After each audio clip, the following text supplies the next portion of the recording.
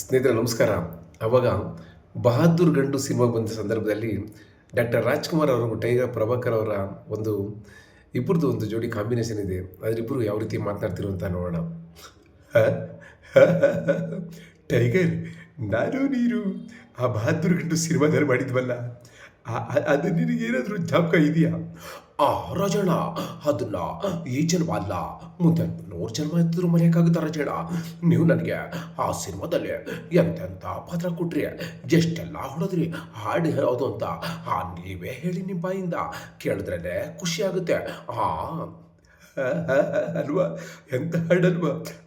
ಬಿಸಿ ಬಿಸಿ ಕಜ್ಜಾಯ, ಬಿಸಿ ಬಿಸಿ ಕಜ್ಜಾಯ ಮಾಡಿ ಕೊಡುವೆ ನಾನು, ತಗೋ ತಿನ್ನು ಅಂತ ನಿನಗೆ ತುಂಬ ತುಂಬ ಹೊಡೆದ್ಬಿಟ್ಟಲ್ವಾ ಹಾಡಲ್ಲಿ?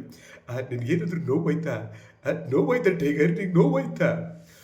ರಾಜಣ್ಣ, ನೀವು ಹೊಡೆಯೋದೇ ಎಷ್ಟು ಅಂದಮೇಲೆ, ನಿಮ್ಮ ಹತ್ರ ಹೇಳ್ತಿರೋದೇ ಖುಷಿ ಅಂದಮೇಲೆ ಆ ನೋವೆಲ್ಲ ಯಾವ ಲೆಕ್ಕಕ್ಕೆ ಬರುತ್ತೆ ರಾಜಣ್ಣ?